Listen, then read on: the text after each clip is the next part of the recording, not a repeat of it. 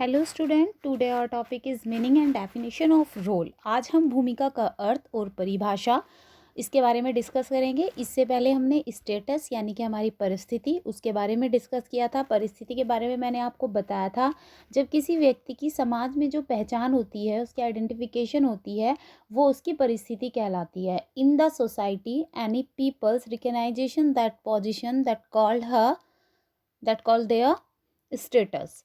ठीक है, जैसे एक व्यक्ति पियोन है, तो ठीक है, वो पियोन है, चपरासी है। पियोन होना उसका क्या है? स्टेटस है, उसकी परिस्थिति है सोसाइटी में। एज अ पियोन वो जिन काम को कर रहा है वो काम उसका रोल है। एक ऑफिसर होना एक व्यक्ति का स्टेटस है, परिस्थिति है समाज में, और एक ऑफिसर होने के तहत वो जिन फंक्शंस को कर रहा है, जिन काम को वो कर रहा है, वो उसके रोल यानी कि उसकी भूमिका होती है। Okay, let's start definitions of role. अब हम सबसे पहले डेफिनेशन के बारे में डिस्कस करते हैं, जो रोल की डेफिनेशंस डिफरेंट स्कॉलर्स के द्वारा दी गई हैं। इसमें फेयरचाइल्ड कहते हैं, भूमिका किसी भी व्यक्ति या समूह में वह अपेक्षित कार्य या व्यवहार है जो समूह या संस्कृति के द्वारा परिभाषित किया गया है। Role is a acceptable behavior or function of any person in the group that is the acceptable through the group or culture।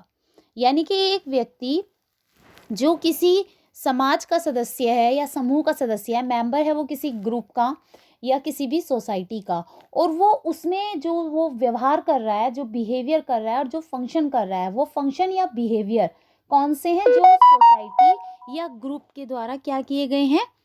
Accept किए गए हैं, उन्हें उसने मान्यता प्रदान की है। यानी कि वो कोई भी ऐसा व्यवहार नहीं करते जिसे समाज के द्वारा या उस समूह के द्वारा अस्वीकृत किया गया है, यानी कि जिसे समाज या समूह परमिशन नहीं देते हैं करने की। उनका जो भी व्यवहार है, जो भी कार्य है, वो अकॉर्डिंग टू द सोसाइटी और ग्रुप है।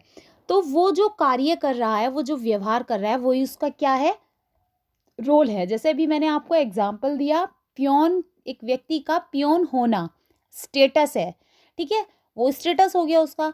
लेकिन वो एक पियोन है तो वो केवल उन्हीं कामों को करेगा जो एक पियोन के लिए परमिटेड है, ग्रांटेड है। वो कोई भी ऐसा काम नहीं करेगा जो एक पियोन के लिए परमिटेड नहीं है। भाई कोई उसे काम करने के लिए कहेगा ऑफिस में तो वो मना नहीं कर सकता, क्योंकि ये उसका क्या है? फंक्शन है, ये उसका रोल है। वो बॉस की चेयर पे नहीं बैठेगा जाके, क्योंकि वो बॉस नहीं है, वो पियोन है। तो इसमें वो वही कहने की कोशिश कर रहे हैं कि भूमिका जो होता है कि किसी भी सोसाइटी या समूह में जो एक सर्टेन डिसाइड किया गया है रोल, वो उसी ही स्टेटस के तहत उसे ही क्या कर रहा है? फॉलो कर रहा है, उसे ही निभा रहा है। वही क्या होता है? उसका रोल होता है, भूमिका होती है।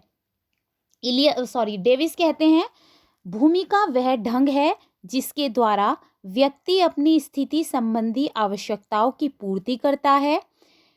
तो इसमें डेविस ने क्या कहा है? भूमिका वह ढंग है जिसके द्वारा व्यक्ति अपनी स्थिति संबंधी आवश्यकताओं की पूर्ति करता है।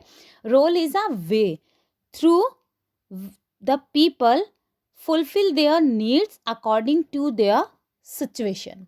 ठीक है, एक व्यक्ति जिस कार्य को या जिस ढंग से वो समाज में रह रहा है, वो कार्य है या जो ढंग, वो क्या है? वो जो स्थिति के अनुसार है, जो उसकी डिमांड है, वही क्या है? उसका रोल है।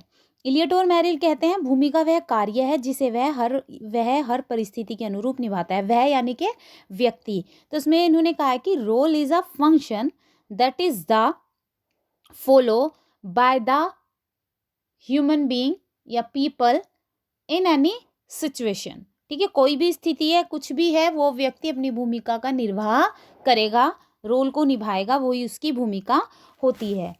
इसमें जो इलियट और मैरिल कह रहे हैं, role is a part he plays as a result of each status यानी कि किसी भी स्टेटस में वो उसको निभाएगा। हर एक स्टेटस में के तहत व्यक्ति का जो भी कार्य होगा, जो भी फंक्शन होगा, वो उन्हें फॉलो करेगा, उन्हें निभाएगा, वो इसका रोल होगा। इनमें जो हमने डेफिनेशंस यहाँ पे डिस्कस करी हैं, इन डेफिनेशन के बेस पे हम कह सकते हैं कि एक परिस्थिति धारण करने के कारण समाज जिस प्रकार के कार्यों की व्यक्ति से अपेक्षा करता है वही भूमिका कहलाती है।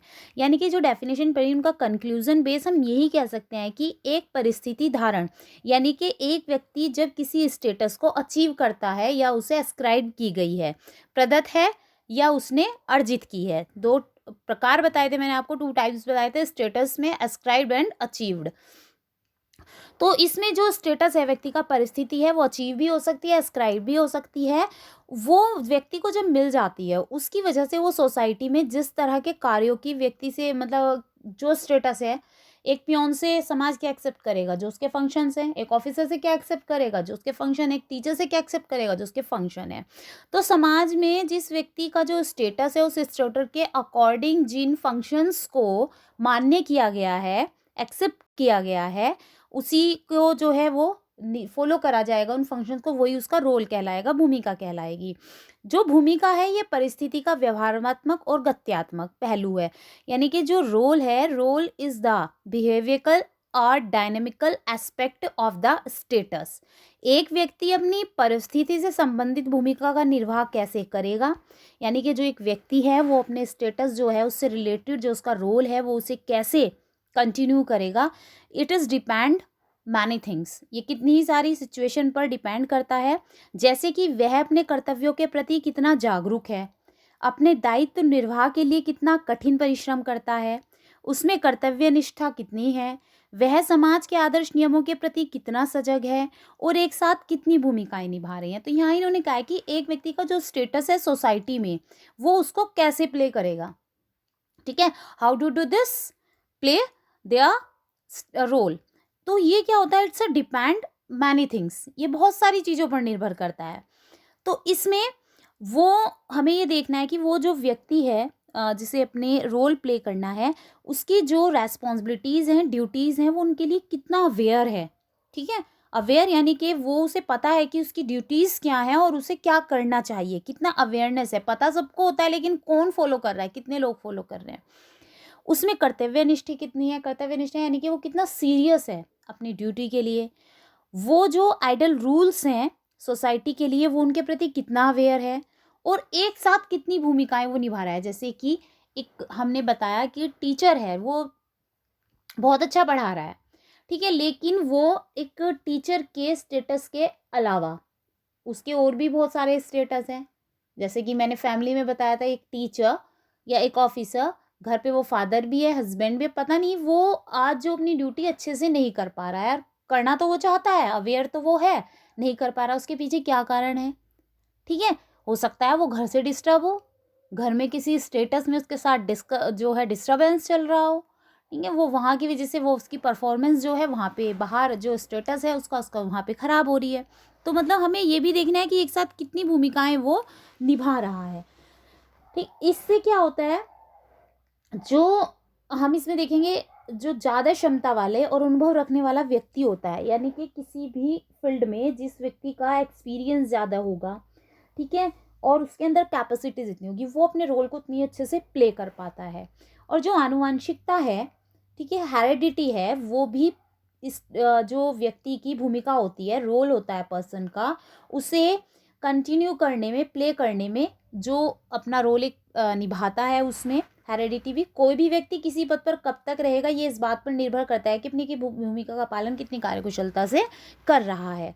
ठीक है, कंटिन्यूअस, और वो क्या अचीव कर रहा है, उसने स्टेटस के तहत जो फंक्शन कर रहा है, ये भी डिपेंड करता है उसकी एबिलिटी पर।